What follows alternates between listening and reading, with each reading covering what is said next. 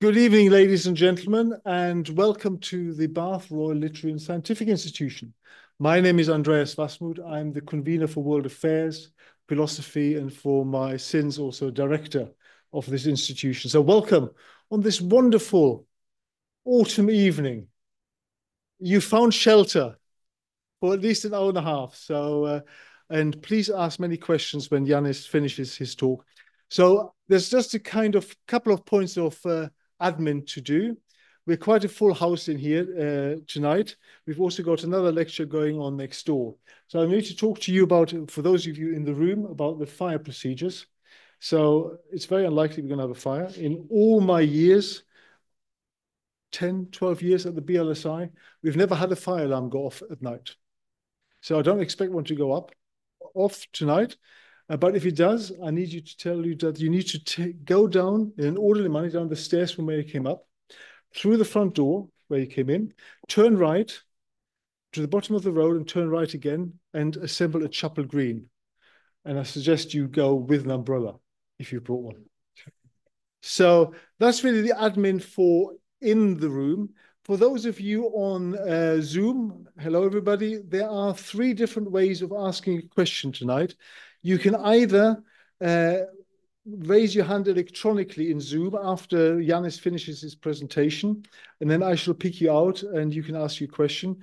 You can unmute and show your video after the end of the talk and ask the question directly of Yiannis. Or thirdly, and probably the most preferred way of doing things, if you put your question in the chat room, then I can read it out on your behalf after Yiannis finishes his talk. Well, that's all the admin. So I'm delighted that Yiannis is joining us for the second time at the BLSI. Last time we were talking about corporate narratives and stories. This time it's a much broader way. Yiannis feels much freer. Now he has retired from the University of Bath. He's actually free to expand his remit on a much wider plane. And he's now going to talk to us today about the relevance of Greek myths to the modern world of post-truth. And that must be quite a journey.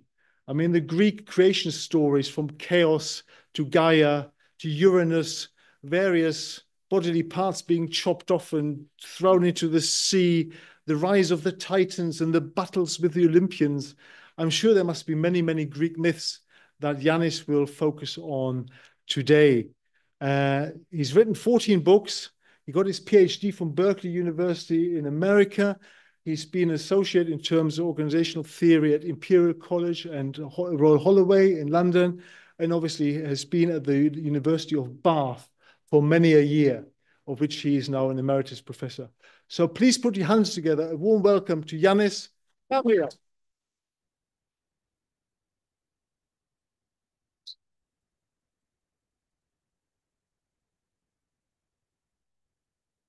Thank you, Andreas, for your kind words, and thank you, everybody, for being here. It's a delight to see so many friendly faces in the audience, so much support, and I'm sure that I would also like to thank people who are watching online and giving me an opportunity to talk about one of my two favorite topics in the world, music being the other one. But tonight it's the turn of myths. So I'm going to be talking to you about Greek myths, something that has been part of me since my early childhood. I grew up in a world where there were no TVs, no computers, of course, no screens, and a lot of communication took place through stories. And Greek myths were a large part of the stories that I heard in my childhood.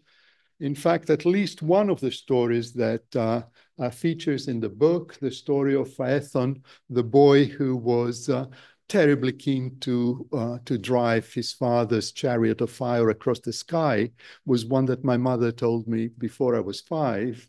And several of the other stories were part of my thinking and my problems for a very long time.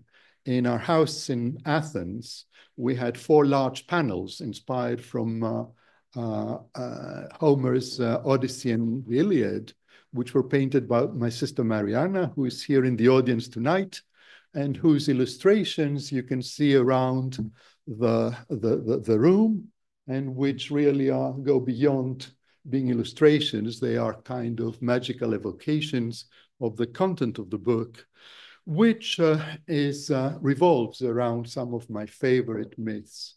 In fact, each of the chapters of the book addresses one particular story or myth that has been very important to me over the years, and I look at it through the prism of today. What can this myth tell us, if anything, about the world we live in, about the anxieties that swallow us, about the meaninglessness that we encounter every day, about the inner problems that we face within ourselves over identity, over aging and dying, but also the problems that affect the world in which we live, inequality, poverty, mass migration, war, environmental degradation, and so forth. So if the book is called Greek Myths for a Post-Truth World, post-truth world is a way of referring to the world we live in, post-truth having become quite a fashionable term in the last 10 years, reflecting the idea that the difference between fact and story is fading away, the difference between truth based on evidence and truth based on wish fulfillment is melting away, and the world that we knew in which science was creating a kind of incontestable domain is no longer alive. So I won't go on very long about the thinking behind the book, because if you want to do that, you may buy the book after the event and read about it. But I would like to talk about at least one or two of the stories that feature in the book, and encourage you, along with myself, to think mythologically, to allow the mythological part of our minds, the mythological part of our hearts to express itself. And for this purpose, I'm going to start with a myth that maybe not many of you have heard, and I do this deliberately because you will meet this myth cold, unlike some of the stories that maybe you have encountered in the past and you've already had some fixed ideas about them. So this is the story whose two protagonists is a young man, Erysichthon, and the goddess Demeter. So picture the scene. It's a quiet spring morning, a gentle breeze blowing through a grove. Suddenly, a motley of young men armed with double axes arrives, led by a prince called Erysichthon, and they start chopping down the trees. They reach the biggest tree in the grove, a mighty poplar tree, and just as Erysichthon's axe is about to hit the tree, a deep moan is heard from the tree. Erysichthon stands back for a moment, but then is determined to chop the tree down. He wants to use the timber as well as the timber of the rest of the trees to build a magnificent banqueting hall where he will be having wild parties with his buddies. Suddenly, a figure emerges from behind the tree, a gentle and graceful figure of a goddess, only she's dressed in modest clothes, adopting the form of one of the priestesses. Nisipis, her name. She speaks gently to Erysichthon and says to him, young man, pride of your parents, you shouldn't cut down this tree. This is the tree that is held sacred by Demeter and her priestesses. This is the tree around which they dance on full moon nights, and it means a lot of them. So Erysichthon listens to the figure, but doesn't take any notice of her. Move out of my way, woman, he says. Mind your own business and let me get on with mine. Little does he know that the figure he's talking to is the goddess Demeter, whose business is very much the protection of nature, the protection of trees. Demeter, of course, vows to punish Erysichthon, and she punishes him as Greek gods and goddesses tended to do in the most imaginative and clever way. She instills a deep hunger in him. So he gets ravenous, and the more he eats, the hungrier he becomes. He ends up selling all his earthly possessions to buy more and more food, and still he's not satiated. Eventually, it is said that he started consuming his own body until there was nothing left of him other than the story that I just told you. So this is a story of Demeter and Erysichthon, which has reached us from 3 or 4 different sources, Latin and Greek, mostly in verse. And there are differences between these versions, but the core narrative remains the same. And that's a feature of Greek myths, that they're not entirely consistent. What now I want to do is invite you to think mythologically about the narrative that I have just outlined. What does this narrative bring to mind? And obviously, immediately, I think we all respond to it as an allegory of the reckless abuse of nature. Erysichthon uses nature purely for his own purposes, completely oblivious to any other purpose that nature serves, to the sacral and divine qualities of the nature that confronts him. It's purely a resource. And of course, we live in a world where an awful lot of the time we address nature as a resource. And nature, certainly in line with the Gaia hypothesis that I'm sure some of you are familiar with, cannot really be indefinitely treated as a resource. And The Revenge of Gaia, Lovelock's last book, is maybe one that resonates very clearly with this story. So the reckless abuse of nature is compounded by the very powerful symbolism that trees hold for us today. And many of us have very strong feelings about trees. Many of us love trees. Many of us feel personally the injury sustained by the world's forests as they are torn down to replace them with prairies or with cities. And we feel the pain of the tree, just as the tree in our story, which incidentally is an oak tree in some accounts, a poplar tree in others, and which moans in pain as Erysichthon's axe hits it. So the trees are no ordinary elements in the story. They carry very powerful symbolism. Certainly different mythologies have large and powerful and complex associations with trees and forests. The story is also quite resonant in our consumer-driven times. Erysichthon, remember, wants to build this banquet where he will have outrageous parties with his friends. And we live in a society which inevitably is driven by consumerism and consumption. And of course, the punishment that he suffers is directly related to our familiar eating disorders, which afflict so many people in our times, and which have become part of our cultural landscapes. Incidentally, one interesting feature about the story I told you is that Erysichthon, although he eats more and more, he doesn't become obese. He withers away and wastes away until literally he's just skin and bone, and eventually nothing is left of him. There are various variations in the precise way of his demise, but that's the core of it.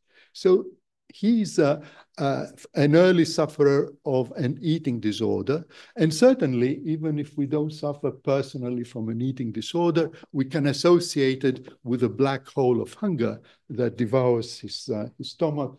The more he eats, the more it's an addictive quality. But I'm sure that you will have noticed, of course, that there is a very powerful gender dimension to the story. The story is about female space, a peaceful grove, a grove that is held sacred by Demeter and her priestesses, a grove that is a shelter and a shrine. And suddenly this space, which is quiet, which is peaceful, which is serene, is invaded by a gang of young men equipped with pretty lethal weapons who make a lot of noise. I don't know whether they have chainsaws in those days, but certainly double axes make quite a lot of noise. And I imagine that in their high spirits, they would have been quite a noisy lot. So the story is a gendered one, and undoubtedly, we have to reflect on that. Here is a man who enters a protective, sheltered, feminine space, and what does he do? How does he treat it? So forth. We can't ignore this aspect of the story. So already the myth begins to generate waves of meaning that we can pursue. And I'm sure that even as I speak, some of you will have developed your own associations that maybe I haven't encountered before. And on and on and on. The tree of life, the tree. Then we pause a minute. The tree of life. And what if this tree at the heart of our story is not the tree of life? What if this tree is the tree of truth? And what if Erysichthon and his gang of young men is chopping down this mighty tree that have grown strong and powerful over centuries, and now gradually it is being undermined. It has endured many floods and storms in the past, but gradually now it's being eroded, and soon it will be the end of it. Could it be that the tree at the center of our story stands as an allegory for our times, when truth herself has become precarious, when meaning becomes fragmented and easily erodes? And we can pursue this line of questioning even further. What if the tree is the tree of democracy? Or if the tree is the tree of something that we hold dear and powerful in ourselves? So even if we're not believers, religious believers, we respond to the religious quality of the narrative, of the myth, the sacral quality. And I think it would be a very stunted human being who would find it impossible to respond to this story. So you don't have to be a believer, but you recognize what it means for something to be sacred to somebody else. Huh? So this is where myths come in, because myths, of course, address the mystery, the sacred and sacral qualities in what surrounds us. And it is a quality that all too often in our daily mundane engagement with the problems that swallow us and concern us, that we tend to disregard or not notice. And this is where Aristotle comes in, who of course was a great lover of myth and who wrote one of the most powerful and earliest accounts of myth in his Poetics. In his Metaphysics, Aristotle said, anyone captivated by the wonders of the world and acknowledging their own ignorance in the face of such mysteries is a true seeker of wisdom. And concludes, this is why a lover of myth, philomythos, is also a lover of wisdom, philosophos, as myths too are full of wonder. So Aristotle, arguing against his teacher Plato, who famously dismissed myths and Poetics, and argued that myths excite unruly passions and tend to distort our ability to reason, Aristotle was aware that we need myths in our lives to engage with the mysteries that surround us and to address some of the troubles that we confront. So myth comes from a very interesting Greek verb, the verb mio, which means tight shut. It applies especially to the mouth being tight shut or the eyes being tight shut. And it is a verb that gives rise to many other interesting words. For example, the word for muscle in Greek, a muscle being an oyster that contains something valuable, which is tightly shut. But it's also myelos, which is the brain, which is contained in a solid enclosure. And mystery is also related to this verb. A mystery contains something, a meaning, a solution, which is not immediately apparent, and it will be difficult to extricate it. Those of you familiar with hermeneutics, it's the ability to open this tight enclosure and discover what is inside. Hermes being the god of impossible entries and exits. So the word for myth is the etymology of myth is itself very important for understanding. And the etymology, erysichthon, means earth shaker or breaker. Already in the name of the man is contained the alpha male aggressive macho quality of him that we recognize easily in maybe people in our own surroundings. And this idea of recognition is what begins to happen when we think mythologically.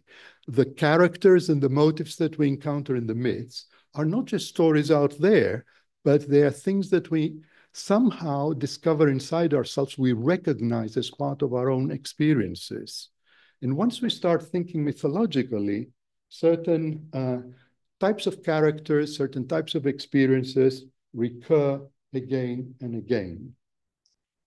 Myths, therefore, address quite timeless questions.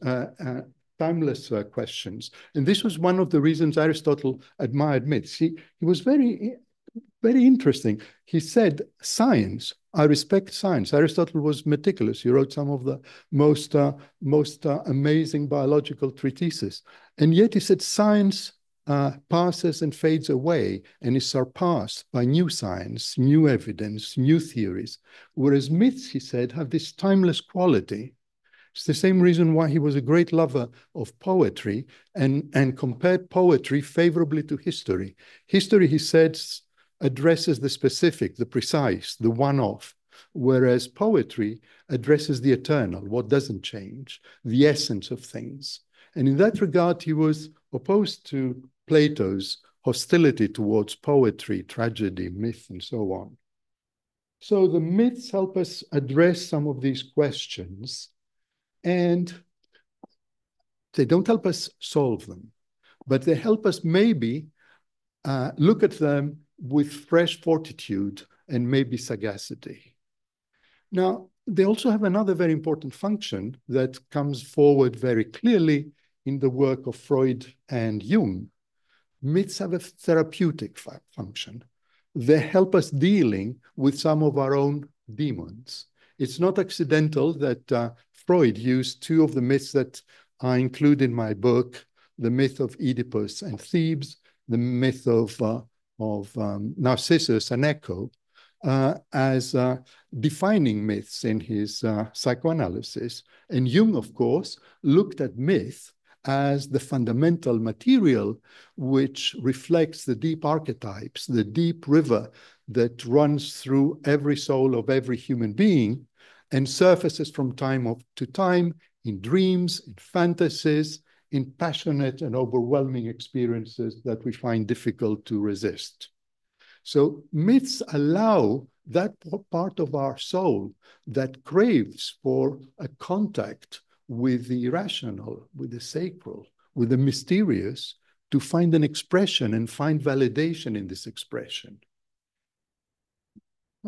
So all of this is great and good, but I'm not trying to say that all myths are great and good.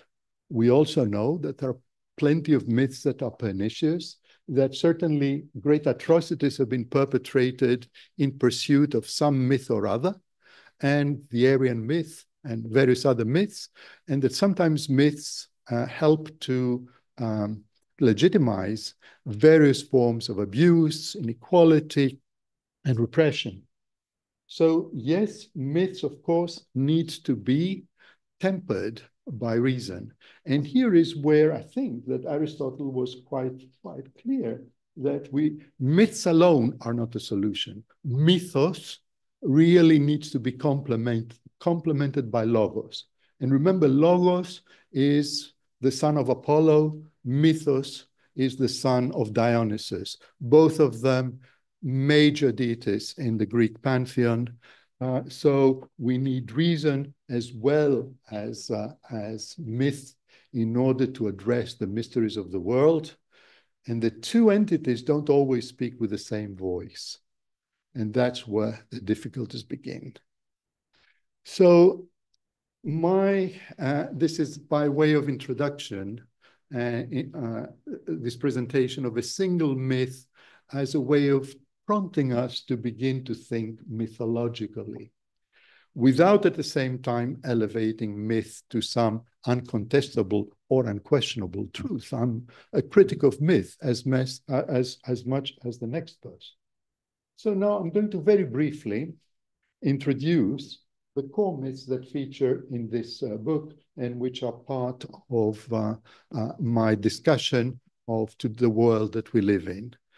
Chapter 1, it deals with a delightful story. It's maybe not a myth, strictly speaking, but it is a story of a contest between two painters. One painter has painted a wonderful painting of grapes, so realistic that the birds fly in and start pecking at them. He's confident of his victory. This painter, Zeuxis, asks his rival to unveil his own painting. Parrhasius, his older rival, says, "Why don't you remove the veil?" And when, of course, Zeuxis goes to remove the veil, he discovers that the painting is indeed the veil. So he immediately acknowledges the superiority of his rival by saying, "I managed to trick the birds, but you managed to deceive me, an artist." I use this as the starting point of a reflection of this idea of deception and of the veil. What is hidden behind the veil? And how is it that the more realistic something looks, the more likely it is to deceive us? How often it is that we are caught by scams because they look so lifelike. And these scams can be, computer scams with our credit cards, or they can be scams, literary scams, or artistic scams. So I deal with this and I look into the nature of art, drawing on some insights from brilliant article by Oscar Wilde and others. The next chapter deals with one of my favorite characters of all Greek mythology, Iphigenia. But it deals not with Iphigenia in Aulis, that maybe some of you are familiar with, but by the follow-up story when Iphigenia finds herself as a priestess in the wild land of the Taurians, in charge of human sacrifices which serve the wild goddess that the Taurians venerate. This story takes place in the tragedy by Euripides in modern-day Crimea, not far from where the Charge of the Light Brigade took place. And it is a story in the course of which Iphigenia is reunited with her brother Orestes. After many years, they last saw each other when he was merely a baby, and now he's a grown-up man pursued by the Erinyes, having killed his mother and perpetrated terrible crimes. And Iphigenia, originally, without knowing that this is Orestes, is in charge of sacrificing him to the gods. The story unfolds as Iphigenia discovers that this is her brother, takes charge of their destinies, and becomes a very active heroine in her own right. Eventually, the story ends with a happy end as they all escape happily to Greece with the help of Athena, who features, of course, in Mariana's splendid illustration. So I use this story to discuss the idea of barbarian, because Euripides talks a lot about the Taurians as being barbarians. Who is the barbarian in our times? How do we define the barbarian? Who is the other? And I conclude this chapter by drawing on a magnificent poem by Constantine Cavafis, which is called Waiting for the Barbarians, where where a whole city is in awe of expectation as the barbarians are meant to arrive in front of its gates and conquer it. The emperor is out waiting for them to arrive. All the dignitaries and notables, the population is waiting expectantly. Night falls and the barbarians fail to arrive. So why is everybody drifting away, feeling despondent and disappointed? Who are the barbarians who didn't arrive?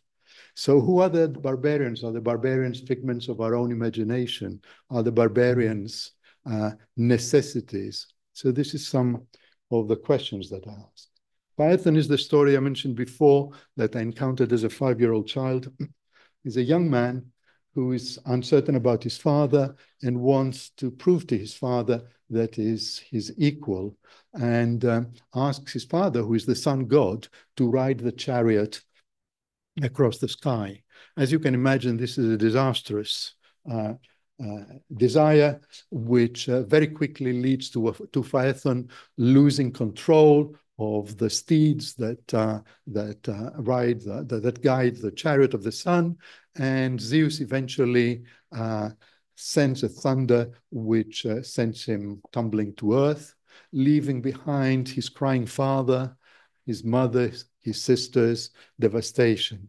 Think of a young boy who drives a very fast car these days and meets his most sad and unglorious end. And all because of this desire to prove his identity, to prove that he can be equal to his father. Oedipus, of course, I couldn't resist. He's been with me for a very long time, since the age of 11, when I discovered in my father's library a book by Stefan Zweig on Freud and psychoanalysis, where I read about the myth of Oedipus, and it left me absolutely speechless. And for about 6 months, I couldn't think of anything other than that. My take in the book is to deal with Oedipus from the perspective of his city, the city of Thebes, which is a city my sister and I visited only a month ago, which has a wonderful museum, but which is generally eschewed by the millions of tourists who visit my country these days. It is often voted as one of the 5 least good cities in Greece. And it's as if the miasma that Oedipus has brought to the city has endured over millennia and millennia. So my chapter deals how attempts to relieve a miasma from a deeply troubled community, instead of eliminating the horrors, very often compounds and makes them worse.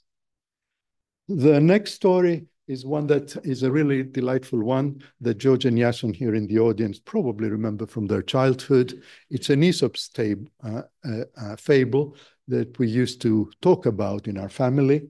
A colony of frogs, impatient with the anarchy that prevails among them, send a delegation to Zeus, requesting that Zeus gives them a leader, gives us a leader, gives us a ruler to impose some order among us. Zeus, realizing that they're simple creatures, just drops a big log in the middle of the pond, which lands with a big splash. And initially, the frogs are very excited. They finally have got the king log that they wanted. And soon they start pushing it around, and they discover the log doesn't do anything. Doesn't respond, doesn't lead, doesn't give orders, doesn't resolve disputes. So they send another delegation. Zeus, we want a real leader. We want a strong leader. We want a strong leader. Whereupon Zeus gets impatient with them and sends them a stork that very quickly eats the lot of the frogs. So this is the sad end of the frogs that die because they wanted a strong leader. As you can imagine, I'm quite sympathetic to the frogs. I don't think they deserve their miserable end. I think that Zeus was a callous and brutal and unfair and unjust god. But this story very quickly becomes a parable for the devil, and it has even been a favorite among rulers like Louis XIV, who had it as one of the defining myths in the labyrinth of his famous Versailles garden. In my book, I address the reason why craving for a strong man has an appeal in times of uncertainty, and what is the appeal of strongman leaders like several that I'm sure will surface in your minds, and I don't need to mention their names. The sixth chapter deals with one of my favorite passages in Odyssey, where Odysseus meets Nausicaa, the princess. He's landed on the island of the Phaeacians. He's naked, has no resources whatsoever, and there is a group of young girls playing with a ball, and this wild man tries to make himself approach them. They all run away in fear, except for the Princess Nausicaa, who looks at him and is prepared to listen to his story. A marvelous scene unfolds between Nausicaa and Odysseus, and it gives me an opportunity in my book to discuss the issue of migration and meeting in our lands the dislocated other, the person who comes from a world completely different from our own and poses great challenges for our own understanding and our own sense of who we are and what our home is. Chapter 7 deals, of course, with Narcissus. I couldn't avoid this, and Echo, giving a little bit more emphasis on Echo, whose story is a lot less well known than Narcissus. Echo was a nymph who'd been punished by Hera for not betraying some jolly business of Zeus to her, and Hera had made her unable to speak her own mind and could only repeat the words of others. She fell in love with Narcissus. Narcissus was only in love with himself. Quite a lot of trouble. Narcissus ends up as a flower at the edge of the lake. Echo ends up as a shriveled entity who just repeats the words of other people when they walk along canyons or in large spaces. I use this as a starting point for a discussion of consumerism in our times, the all-embracing narcissism that it's so hard to resist, this desire to be beautiful, this desire to be important, this desire to be powerful, this desire to be somebody, and the promise of the consumer culture we live on to turn us into more desirable, more beautiful, and all the rest. Well, the chapter 8 is quite a long one and juxtaposes two major expeditions in Greek mythology. The Trojan expedition, which is led, of course, by Agamemnon, this bull of a man, the one who sacrificed his daughter Iphigenia, and the Argonautic expedition led by the gentleman Iason, the young prince, who tries to rule with tact, with persuasion, who listens to others, and who gathers some of the best heroes in Greek mythology to support him in his quest for the golden fleece. Eventually, both expeditions run into trouble, and the leaders display different kinds of character weaknesses, which give me an opportunity to discuss various political, military, and business ventures today, and some of the flaws that leaders display repeatedly and the consequences, the dire consequences. Chapter 9 was one that emerged really or took shape during the COVID pandemic. And it is one that was sparked by one of the most wonderful passages of the Odyssey, when Odysseus meets the sirens, of course, these creatures that featured in my sister's panel in our family home, who seduce the mariners with their wonderful song, and who eventually, the mariners, end up as corpses on the rocks of the sirens. I had encountered earlier a variation of the story by Kafka, which I very strongly recommend. It's only 2 pages long, but it's the most wonderful narrative. And in these days, when we have so many parodies and paraphrases of ancient Greek myths by all kinds of authors and novelists, I think Kafka's parody of the scene of the sirens, which you can find online, is unequaled. In his story, Kafka's Ulysses sails past the sirens, blocking his own ears rather than those of his followers, and the sirens fall silent. They fall silent because they are seduced by this Zen-like man who sails in total peace and contemplation without paying them any attention whatsoever. And eventually, the sirens, from being forces of nature, turn into human beings with desires and passions. And the curious thing is that Kafka says the silence of the sirens is even deadlier than their song. So we all know sirens today. I mean, if you live anywhere near the London Road, you hear them all the time. They instantly evoke danger and trouble. But why is the silence of the sirens deadlier than their song? And the silence that fell during the COVID period, when many of us were isolated and where the streets went silent and everything else went silent, indicate to me some desire for noise that we have and what drives this desire. So in my chapter 9, I address this question about the noise that pandemics and quarantines kind of undermine, how this affects our lives. So these are the chapters that make up the book, and there is a really nice concluding chapter which wraps up the whole thing. And these are the 9 points, starting points of my book, which you can see there. The two painters, Iphigenia, Phaethon and his father, the god's son, Odysseus and the miasma in Thebes, the frogs and Zeus, Odysseus and Nausicaa, the Narcissus and the Echo, Agamemnon and Iason in charge of the 2 major expeditions, and the sirens and Odysseus sailing through them. So just I pause for a few seconds.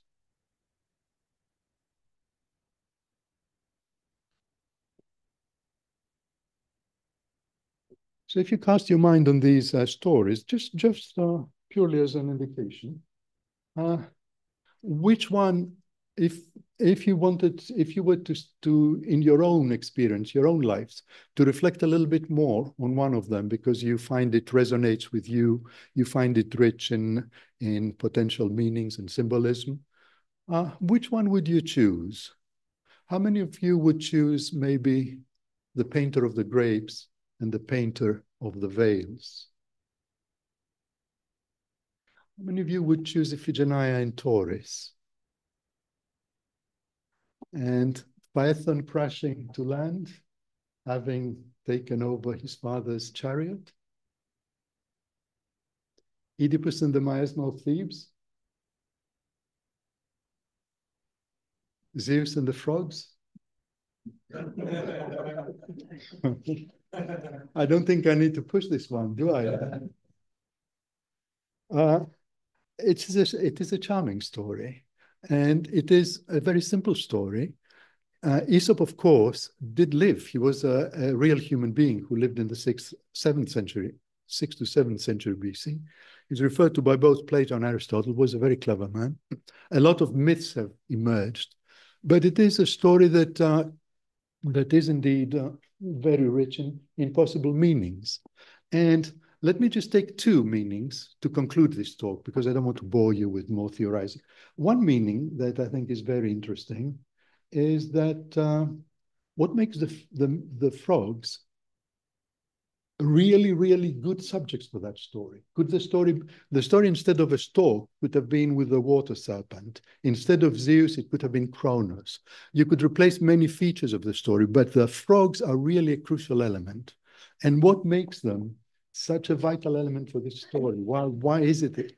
And of course, frogs are creatures that have a very deep symbolism in many mythologies. If you read Jung's red book that Jason gave me for Christmas a few years back, it is full of references to frogs and the king frog. The king frog is a creature that pretends to be the Messiah, but is very far from the Messiah. And the frogs are these foolish creatures that fall for the first coming pretend Messiah. They're also lascivious creatures, and they are very symbols of fertility. So they are rich in symbolism. And there are whole books that have been written about frogs and what they mean.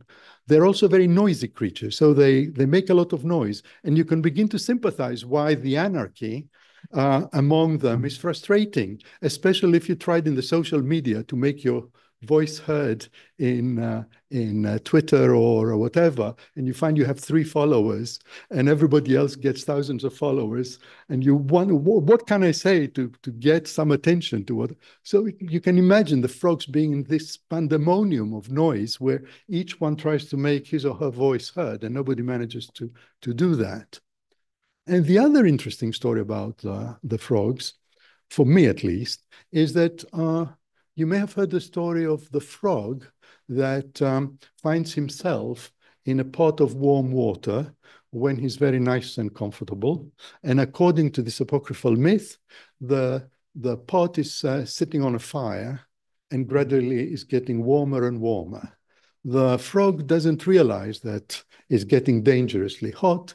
And according to some stories, according to some conclusions to this, the frog ends up boiling to death.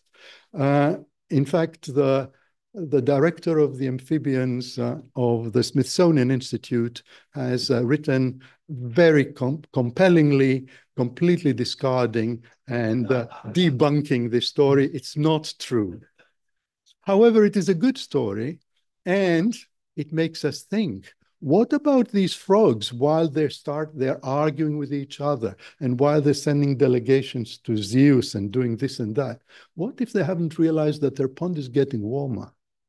What if they will one day find that the trouble is not going to be either the stork or the anarchy that prevails between them, but their inability to find the environmental challenge that they're facing without realizing it?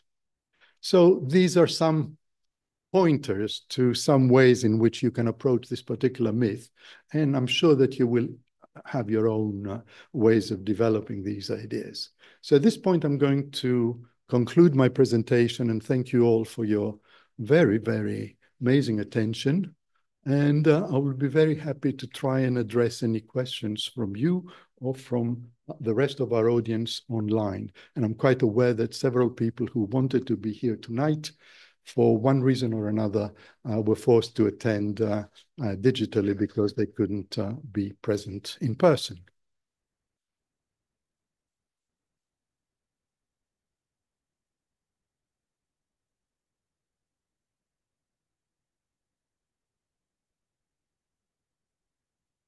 Thank you, Yiannis, for an excellent storytelling session of Greek mythology. It's quite depressing, isn't it? Our psychology seems to be the same 3,000 years later. How many of you have seen each other in some of these myths, I wonder? Well, we now come to the Q&A session. So we start in the room. If you could speak directly into the microphone as I walk it round. Who would like to go first? Their first question about right at the back. Typical. No, you have to speak, otherwise they won't hear you online. Thank you.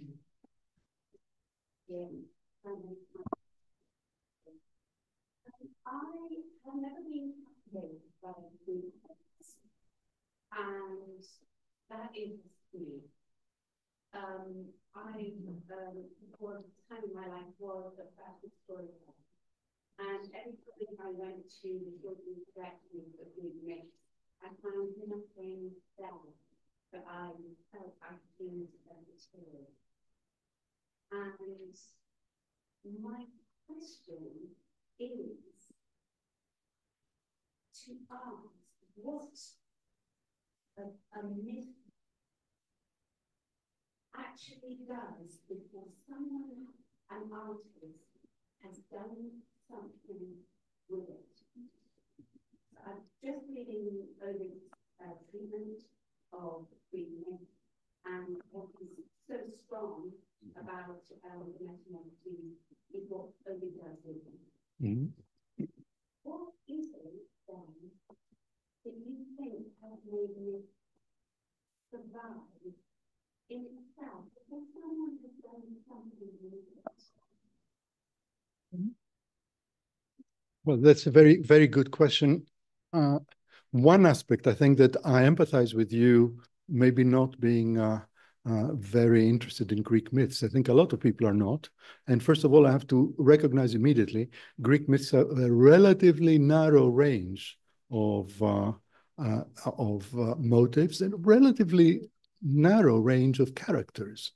So they mostly come from a heroic age. They mostly celebrate heroic deeds, mostly of men. Women very often play very secondary roles as grieving mothers, as temptresses, as other things. But it's rare for somebody like Iphigenia to emerge as a real driver of the plot in Tauris. Now, what happens to the myths until they're written down varies enormously. I mean, some of them are written down almost directly, once and for all, and then they don't change. Others, like Homer's myths, emerge from generations and generations of bards telling them or telling pieces, bits and pieces, and refining them over many years so that what emerged eventually, at least 2 centuries after they were first conceived, was a really very, very carefully and systematically and a very polished version of them. And that's what makes them very, very powerful. Because they were addressed to different audiences, you couldn't just please some people and displease the others. So there is something for everybody. It's interesting that the Odyssey often is it is referred as a book whose many parts of which, at least, were written by women. And it features a lot more compelling feminine female characters. And quite a lot of it is associated with the kind of narratives that women would have told while weaving, for example, and also laments for the death of important people and for marriages, weddings. So there are different genres that emerge from the Odyssey, which somehow blend together. But I don't have a better answer than this. Ovid, of course, took stories that had been written by others. He took the story of Erysichthon that Callimachus had written 200 years previously. And in my view, Callimachus' version is more economical, more to the point. It moves me better than Ovid's, which is a little bit it almost over eggs the pudding a little. But these are personal. So when I address the myth, I don't say this is this version, this is that version, but I try to address or distill, if you want, what speaks to me. We've got a question here online, and it seems to be along the lines of myths are basically a metaphor for the human condition. Monica asks, the fox feel also a lack of agency. I want to externalize responsibility to a leader without realizing what the consequences of that leader will be. Yes, it's a difficult question.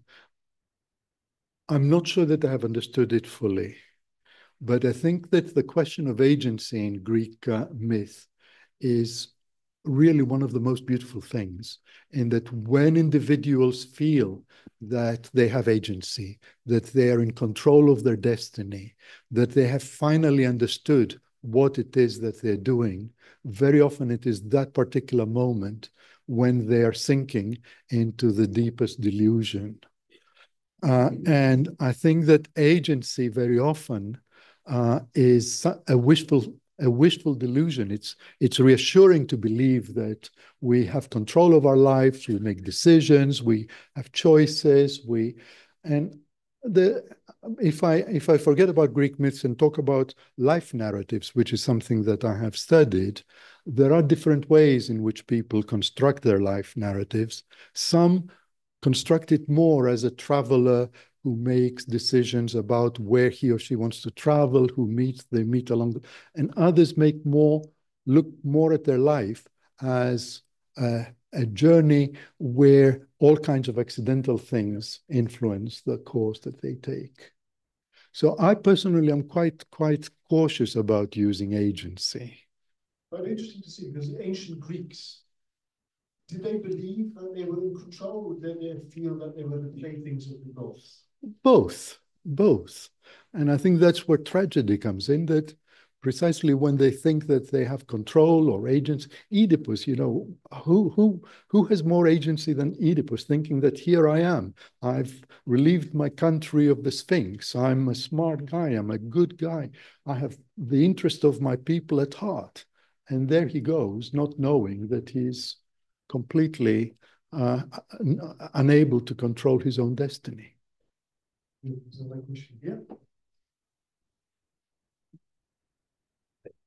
you so much for that presentation. What's so beautiful and compelling about the myths that you've highlighted is their universal nature, the way they speak to these beautiful characteristics we can all relate to. But as you also mentioned earlier, mythology can be used about the stories we've done about ourselves, our tribalism, our societies, how we create others as barbarian. And I just wanted to get your thoughts about how mythology can serve these two seemingly conflicting purposes, universality, but also tribalism.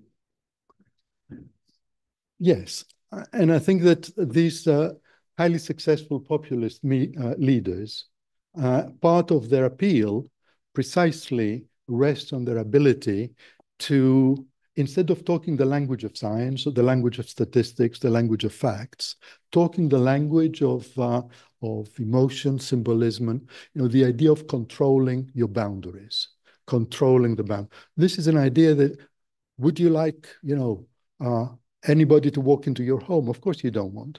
So would you like migrants to enter into your country? Of course. So suddenly they pick up on a motive that becomes very, very potent, and they milk it for all it's worth, and very, very often create in the process an idea of the other. Yes, I would like my friends to come into my home when I invite them, but I don't want the others to come in.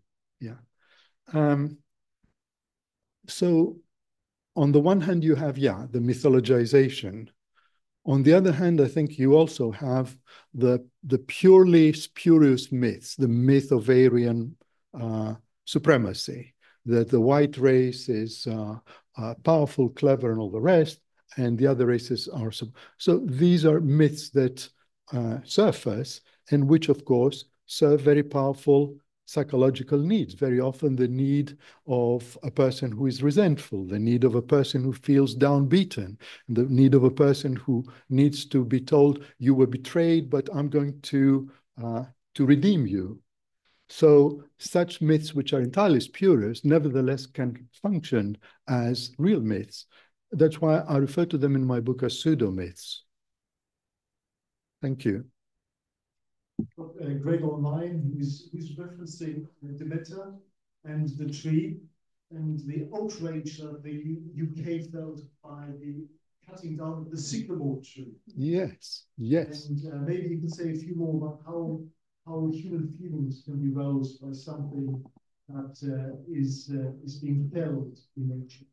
I think that's where Jung is an incredibly important theorist, because the tree is not just something that grows out of the soil. The tree is a very, very powerful archetype for an awful lot of things that we hold dear. And that's why it is so easy to translate the tree of life into the tree of democracy, the tree of truth, because the tree is something valuable and something that has extremely, I think no human being can totally repress a sense of emotion at looking at a tree. I mean, look at it like this.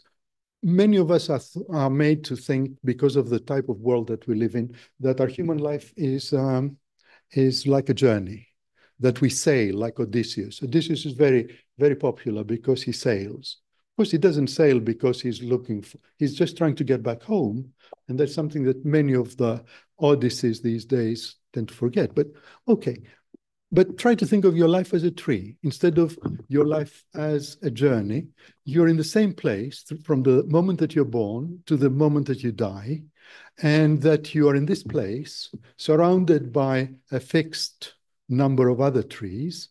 Some trees come into being, others die, that there are storms, there are this, there are that, there are seasons which changed your outlook and changed the way that you relate. There are resources that you draw, there are resources that you return to nature. Think of it like that. It's a very powerful symbolic entity, the tree. It's not just something that the botanist can. I mean, I don't poo-poo what the botanists do, great job. But I think that the trees is something much more than what botany teaches us. We've got another question in mind. Paul was very engaged with your method about narcissism echo, and he finds it quite problematic that the Greek gods seem to be quite vengeful and are punishing often innocent human beings, for example. Yeah. Can you elucidate why that would be the case?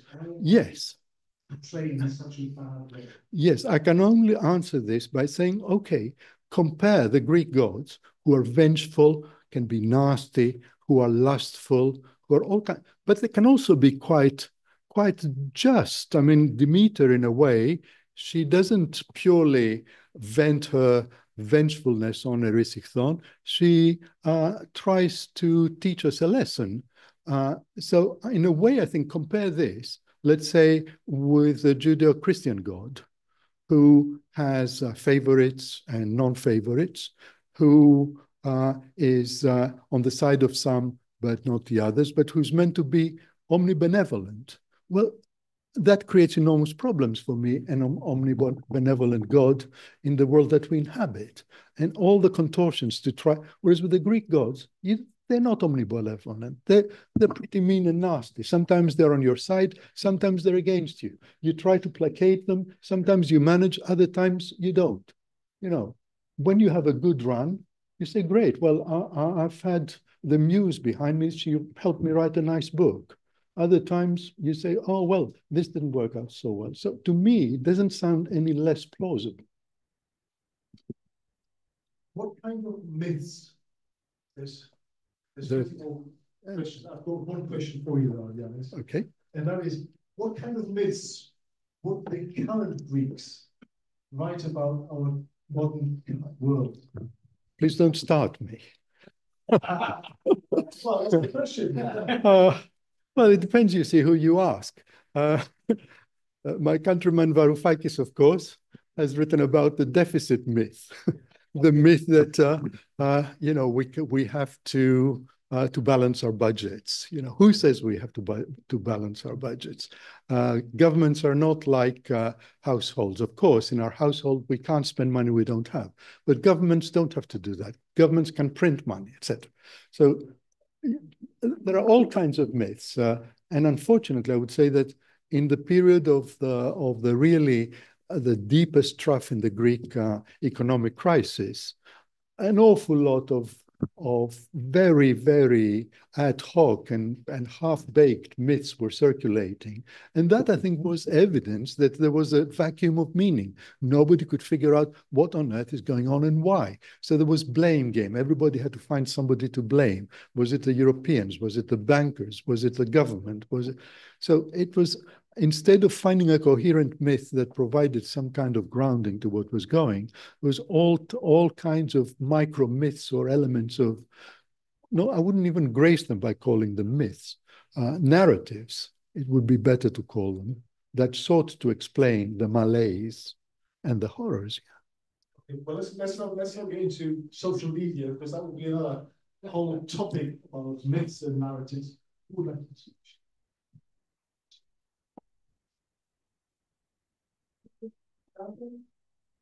Surprised in a way that included Agamemnon and Jason. I was trying to work out why was I surprised. And it struck me that most have a sort of pivotal moment. And both Agamemnon and Jason are managers. They have long stories, and I can't quite see a pivotal moment for either of them. Things, they do silly things, but there's no either or. So they are complexes of myths. They're not single myths. You're absolutely right. And that's why in my book, I really limit my examination. I mean, you can write about these two expeditions in many different ways. So I look at them purely as expeditions. What does it take for an expedition to be successful? What are the flaws that a leader of such an expedition? And in fact, it's the only, although I was for many years teaching in a school of management, it's the only chapter in this book that explicitly addresses management. Yeah. That makes sense. As a whole expedition. Yes. Yeah.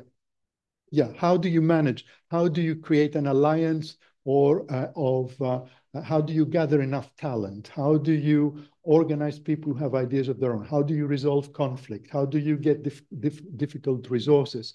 How do you handle a person like Medea, who is unbelievably powerful resource to have on your side and then suddenly can turn against you? Another question in the room. You were talking about the relationship between mythos and logos. Yeah. And the balance of that. I count myself amongst those who know absolutely nothing about Greek myth. So why am I here? I'm here because there seems to be a trend in society to rewrite them, re-innovate them. So I think there's two parts to this question. One is, how do you reflect on the situation of the society as a whole in terms of its need for more mythos? And where do you think in our current position with meta crisis, as you've named it, that these are most likely to come from? And I mean, my own instinct is to want to go back to Celtic myth, to my indigeneity at some level for these islands, rather than to jump over to Greece, even though the influence obviously of Greek myth on our society and our culture is very strong. Yeah, I think this is the question that right now preoccupies me, maybe more than anything else. The last 3 months have been very deeply immersed in Egyptian mythology and myths and history. And I've been trying really hard to figure out, is there something different about Greek myths from those of other countries? Of course, in the past, I was casually familiar with myths of Native Americans, myths of India. There are huge mythologies. And I don't think that in any way I would seek to elevate Greek myths above any of the others. There are maybe more of them led to literary outstanding pieces of work, like the Odyssey and the Iliad, which are, or Iphigenia and Tauris, which are, absolute masterpieces of literature that will endure as long as people are. But I don't say that the mythological ideas, the themes, or the characters of these myths are in any way different or apart from those of other mythologies. So, if you can find richness and resonance in Celtic myths, that's great, pursue them, study them, deepen your understanding. If you want, paraphrase them, turn them into something different. Of course, the myths, and that's something I emphasize in the preface, we all own them. So you can't have cultural appropriation. If a person wants to write about Celtic myths who is not a Celt, well, they have every right to do. If a Celt wants to write about Greek myths, who am I to stop them? we don't want Greek myths to be the preserve of classicists. Everybody has a right to talk about myths, to relate to them, and to have an opinion of them. So that takes us to the next question online by Rosanna. There has been a surge of interest in Greek myths in popular culture, notably feminist, revisionist interpretations of Greek myths in the last 20 years. How do you think these fit into the transmission of Greek myths?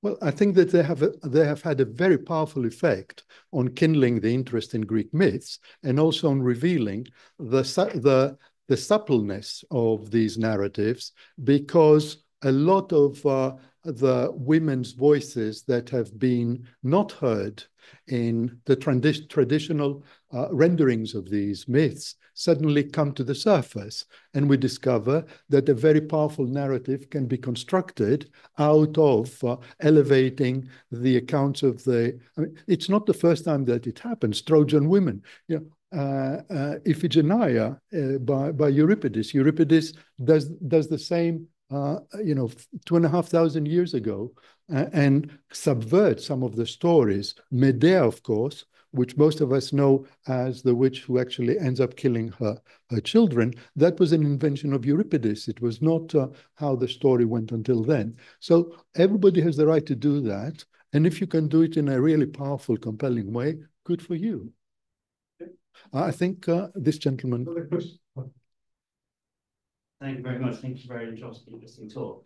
My question is also, I'll take while we were talking about the relationship between mythos and logos and Aristotle and Plato and so on. And if you'll excuse a slightly frivolous question, if sort of an alternate view in a different reality were taking the Platonian view of logos being the more important of the two, I won't ask for 9, but what sort of things do you think would be the Greek logic for the post-truth world? Well, first of all, I would start with Plato's own myths. In an appendix to my book, I almost do exactly what you have said. I take one of the most famous myths that Plato constructed. Probably you know the myth of Atlantis. I don't use that one. I could have chosen that one. I use the myth with which he concludes the Republic, the myth of which is a myth about what happens to our souls after death when we migrate to a kind of limbo land before we know what happens next. So Plato, although he criticized myth, he was also a very clever user of myths when it suited him. And Phaethon himself features in 2 of Plato's dialogues, again, in connection with ecological issues. So I think that he was, I mean, the whole of the Republic, I think you can think of it as a myth, as a kind of massive allegory. The estates that he describes, all of those things, it's so I think that although he used, and in fact, in the last page of the Republic, you will encounter the word myth, you will encounter the word Socrates saying, this is the myth that will save us. Having spent all of the Republic expounding rational arguments, at the end on the last page, it is the myth that will save us. So I think it's a good question. And I haven't spent very much time trying to figure 9 different myths. I would have to read many of the dialogues that I haven't read before and try to think about it. But yeah, it would be an interesting project. One question in the room. Very interesting talk. My question is around the way the Greek myths have endured over the millennia. Then you have the Roman myths, and then you have Christianity, which tended to suppress myths because they only wanted one story, Old Testament, New Testament, take one. But now we're seeing the decline of Christianity in the Western world, the rise of other religions. Do you see Christianity becoming less important compared to what, as we seem to be going back to the myths which are all around human behavior, and as you said, human gods? Mm-hmm. Well, that's a very difficult question to answer.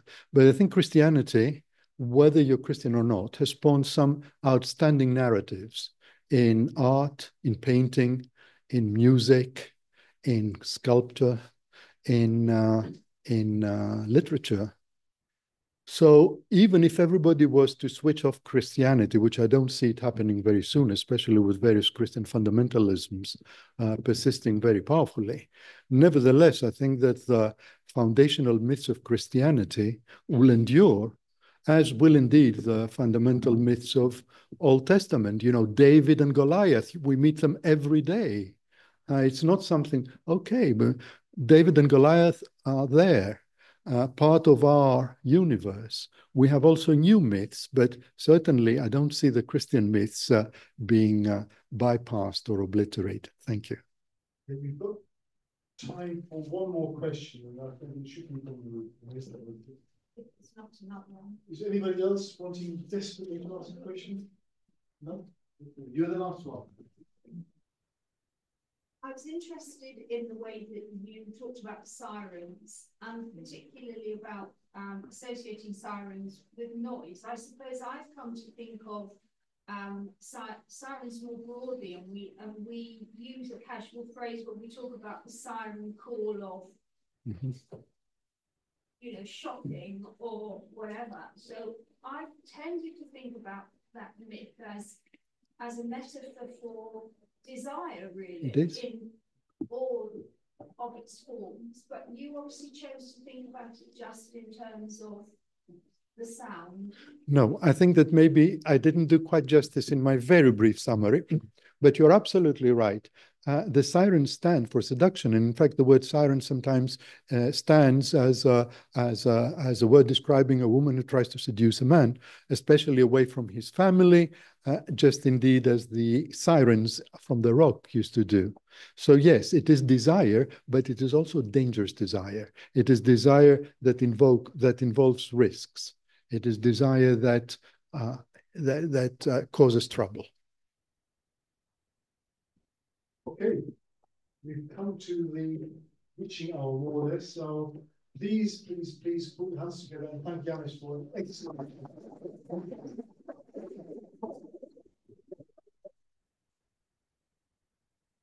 Okay.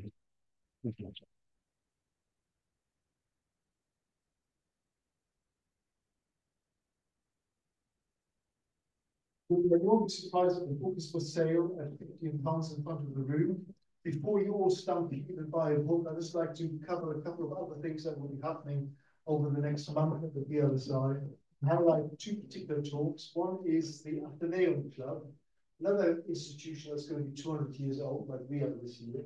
We've got Mike Wheeler coming to us to talk about their august institution, very similar to the VLSI. They had founding members like Faraday and Davy. They had members, early members like Charles Dickens, Charles Darwin, Conan Doyle, just to mention a few. So if you want to hear about the story of the Athenaeum Club, please come next week. I think it's on the 17th of October. So that should be a very interesting talk about some fellow institution. And then on November, we have a world eminent philosopher in the philosophy of organism coming to talk to us, John Dupre, who's actually going to set us a challenge. What is an organism? Is there anything in the world that is actually completely self-sufficient? Are we really individuals, or are we just part of a greater thing beyond us? So that is going to be his question that hopefully will answer on behalf of us, rather than us having to answer for ourselves. So, without further ado, I wish you a very safe journey home. But please come to the front if you'd like to purchase one of Yiannis's excellent books. Safe journey home. Bye-bye.